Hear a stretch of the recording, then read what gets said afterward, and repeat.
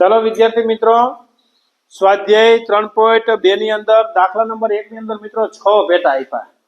એમાં 6 પેટાની અંદર મિત્રો આપણે 4 પેટા જોયા. અને હવે પેટા નંબર 5 આવ્યું મિત્રો, રૂટ વાળું આવ્યું. અને રૂટ વાળું જો પેપર અઘરું કાઢવું હોય તો આ રૂટ વાળું મૂકી દે. કે પેપર થોડું હાર્ડ ગણાઈ દે. અને જાજે ભાગે વિદ્યાર્થી મિત્રોને આની અંદર ભૂલ પડતી હોય છે. તો ચાલો જોઈએ, સમીકરણ આપને આપી દીધા છે. આ સમીકરણ 1 અને સમીકરણ 2. रकम आपी है √2x प्लस √3y बराबर 0, √3x माइनस √8y અને બરાબર 0. તો મેં કીધું તો તમને માઇનસ જે હોય ને એને જ કરતા બનાવજો. તો આપણે માઇનસ વાળું આ બીજું સમીકરણ છે. તો એમાં જો આપણે x ને કરતા બનાવશું તો આ માઇનસ √8y છે ને ઓલી બાજુ જાય તો પ્લસ √8y થઈ જાય. પેલું કામ આ. પછી આ ગુણાકારમાં દેખાય એને ભાગાકારમાં મોકલી દેવાનો. એટલે x ને કરતા બનાવ્યા કહેવાય. x એકલો થઈ ગયો. એટલે એ સમીકરણ 3 થઈ ગયું. સમીકરણ કાઈ છે કાઈ નહીં, સમીકરણ 3 થઈ ગયું. બસ સમીકરણ 1 ની અંદર આની કિંમત મૂકી દો. તો સમીકરણ 1 માં x બરાબર √8y છેદમાં √3 મૂકતા. તો ચાલો મિત્રો પહેલું સમીકરણ લખી નાખો. √2x પ્લસ √3y बराबर 0 એટલે કે 0.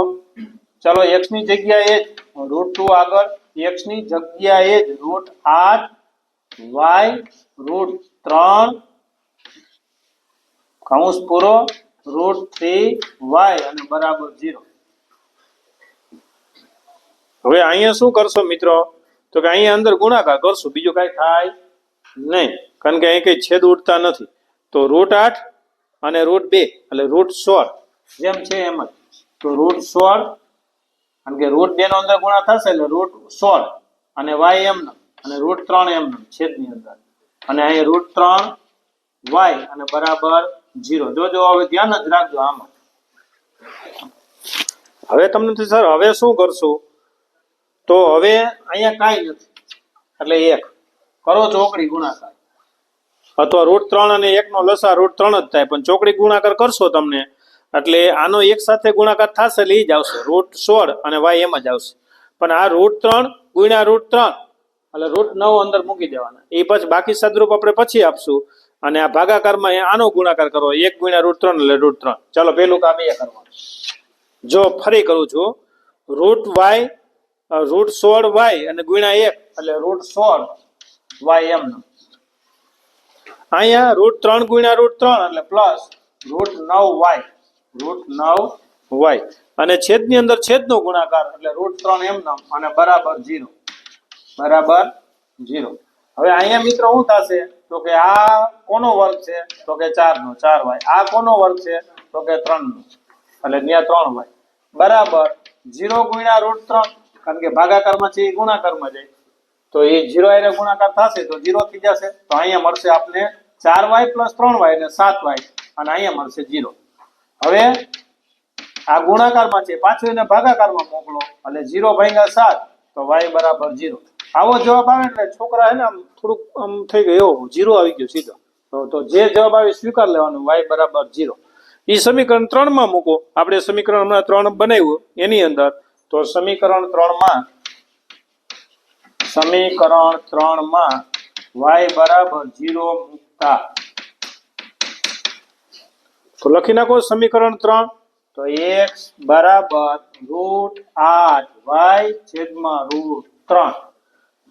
y ની જગ્યાએ x બરાબર √8 ગુણ્યા y ની જગ્યાએ 0 છેદમાં √3. √8 ગુણ્યા 0 અને 0 ભાગ્યા √3 તો પણ 0. તેથી x બરાબર પણ 0.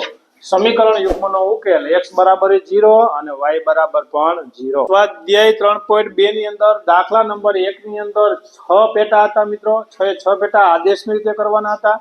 એમાંથી આપણે છેલ્લું પેટા જોઈએ, બરોબર છે, અપૂર્ણાંક આવ્યું. અને જાજે ભાગે રૂટ વાળું, દશાંશ એટલે પોઈન્ટ વાળું અને રૂટ વાળું અને આ અપૂર્ણાંક વાળું, આવા પેટામાંથી જ એકાદું પેટા જાજે ભાગે આદેશની રીતે મૂકતા હોય છે, સેજ પેપર હાર્ડ કાઢવું હોય તો. તો મિત્રો આપણે જોઈએ તો 2 અને 3 નો લસા 6 થાય એ રીતે પણ તમે કરી શકો, બંનેમાં 6 લસા થાય એમ પણ કરી શકો, અથવા ખબર ના પડે તો સીધો પેલા આ બેનો ચોકડી ગુણાકાર કરો અને અહીંયા ચોકડી ગુણાકાર કરો. તો આપણે જોઈએ પેલા, પછી જ આપણે સમીકરણ બનાવશું. જો અહીંયા મેં ચોકડી ગુણાકાર કરું તો 3 નો આની સાથે ગુણાકાર થશે અને 2 નો આની સાથે ગુણાકાર થશે અને 3 દુ છેદ નો ગુણાકાર થશે તો 3 ગુણ્યા 6, પછી 6 જે આવશે આની સાથે ગુણાકાર થશે. બરાબર? તો ચાલો જોઈએ. તો 3 તેરીને 9x, 5 દુને 10y, છેદ નો ગુણાકાર 3 ગુણ્યા 2 ગુણ્યા 3 એટલે 6 બરાબર -2. હજી પૂરું નથી થયું. 9x - 10y આ ભાગાકારમાં છે અને ગુણાકારમાં મોકલો એટલે 6 2 ને 12 -12. આ સમીકરણ 1 આપી પૂરું. એ જ રીતના આપણે બીજા સમીકરણ બનાવીએ. તો અહીંયા ચોકડી ગુણાકાર સીધું કરો તો 2 ગુણ્યા x તો 2x પ્લસ 3 ગુણ્યા y તો 3y, છેદ નો ગુણાકાર 3 દુને 6 બરાબર 13 ના છેદમાં 6. આ પાછું ભાગાકારમાં છે ને ગુણાકારમાં મોકલો તો 2x પ્લસ 3y બરાબર 13 ના છેદમાં 6 અને ગુણાકારમાં મોકલું એટલે 6 એટલે 6 6 કટ એટલે 2x પ્લસ 3y બરાબર 13. આ સમીકરણ 2. માંથી કોઈ પણ સમીકરણને હવે તમે કરતા બનાવી શકો. તો તમને માઇનસ વાળું મેં તમને પહેલા જ કીધું હતું, માઇનસ વાળું દેખાય ને એને પહેલા કરતા બનાવવાનું છે. તો ચાલો પહેલા સમીકરણને 9x બરાબર -12, આ -10y આ બાજુ જશે તો +10y, આ ગુણાકારમાં છે અને ભાગાકારમાં મોકલો -12 + 10y અને છેદની અંદર 9. આ સમીકરણ બનશે મિત્રો 3. સમીકરણ 3 બન્યું. સમીકરણ 1 ને તમે કરતા બનાવ્યું હતું તો સમીકરણ 1 માં કિંમત નહીં મૂકવાની, સમીકરણ 2 ની અંદર જ કિંમત મૂકવાની.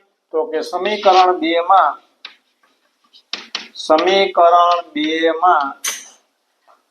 x બરાબર -12 + 10y અને છેદની અંદર 9 મૂકતા.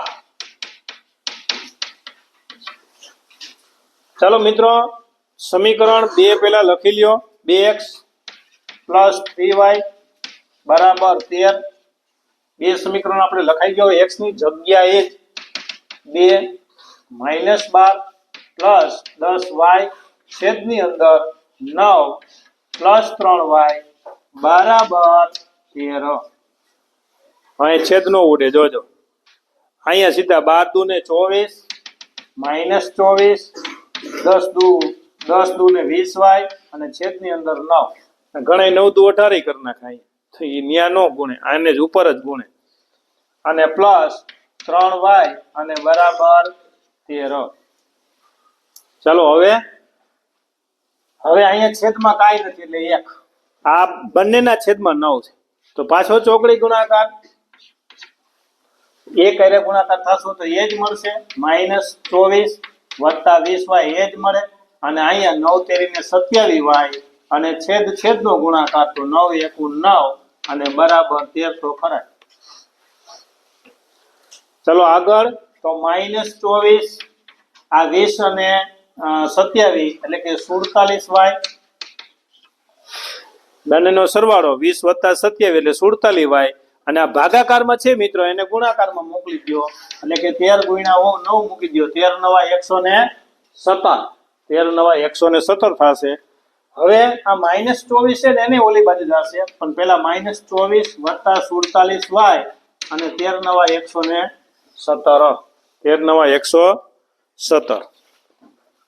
હવે -24 છે અને ઓલી બાજુ જાવ તો 47y બરાબર 117 + 24. તો 117 + 24 તમે કરો તો 7 ને 4 11 વધી પડી 141 મળશે મિત્રો. તો આપણે અહીંયા બોક્સમાં લખીએ જવાબ હવે બંને.